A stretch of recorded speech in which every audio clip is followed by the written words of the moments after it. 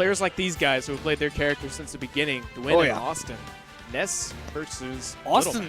I mean, Austin's been playing Ness since before this game, so it would make sense that he would stick with it.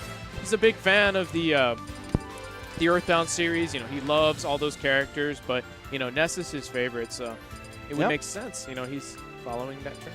He's maining his favorite character. What doesn't make sense is that his tag appears to have been deleted. Oh, no, it's right there. All right. I will put those words right back in my mouth. I've only been on the stream for a minute. My words have already been put back in my mouth. That usually doesn't happen until the first set is at least started. But here we go. Game 1, Town and City. Little Mac and Ness, and this is... So I like that by Awestin, that he just kind of let him take the rest of the PK fire damage, and also to see if DWIN was going to DI out of that and take the shield. So how do you think both of these characters interact on this stage? Like, how do you think the stage benefits both of these characters? On this stage, particularly, I think that DWIN is going to be looking for that exact situation right there with Awestin above him, and on that middle platform, DWIN can actually double jump up there and get a really early upbeat kill if he can find it. But speaking of early kills, Awestin is really good at doing that to any character, and when you present him with a character like Little Mac, a guy who plays such an airtight neutral like Awestin, can really make a mess out of a character like Little Mac.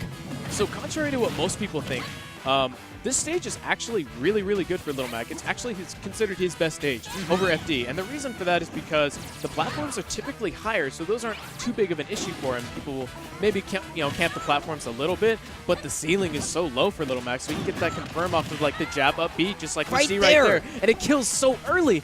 It's such a great option for Little Mac. And not to mention, like I said, you know, the platforms, they're not too much of a factor. They go away, and they're tall. So this is kind of like FD, but with lower ceiling. So lower ceilings, yeah, especially when you get to a transformation like this, and especially like this when there are no platforms. But even on the two-platform situation, you really don't play on them too much because oftentimes they are off stage. Right.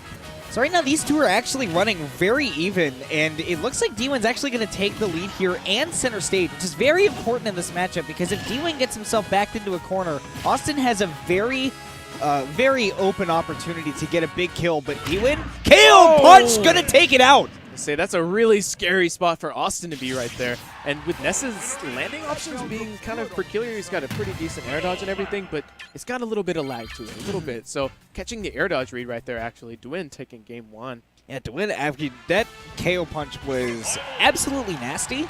And that kind of thing normally doesn't happen to Awestin. The only time that we really saw that was the 1 week where Little Pac did win a shockwave and seemed to be doing it to just about everybody. But Game 2, you were talking about how the higher platforms affect this matchup, and now we're going to see it.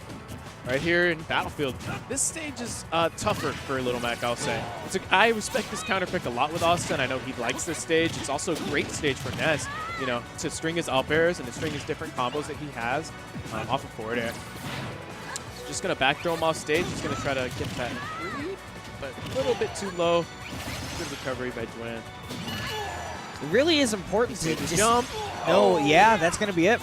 Doesn't matter. No momentum with the KO punch, so he's not going to get back to the stage. Awestin, again, dumpstering with the quick first stock, and now going to be adding it on. That side B actually scared me just a little bit.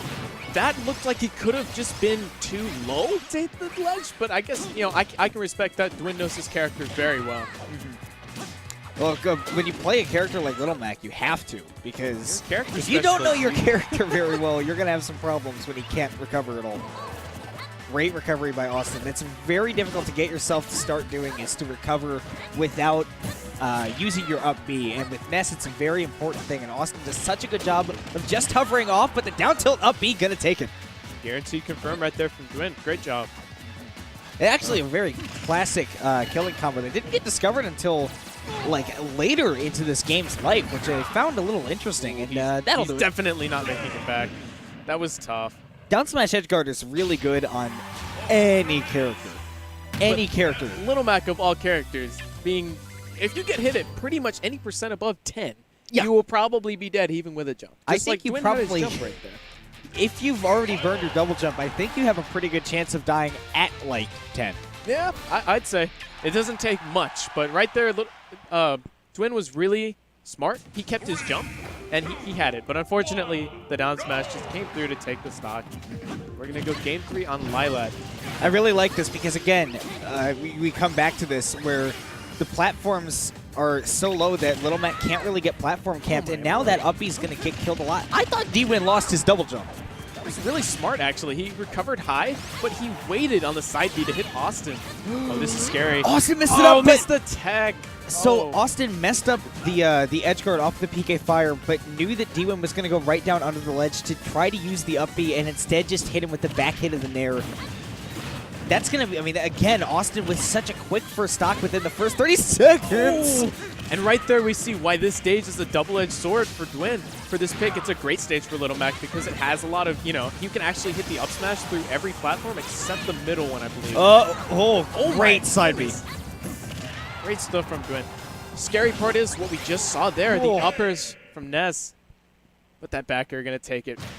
So it looked like in that first game, Awestin was trying to figure out the kind of fighting style that DWIN had with the Little Mac.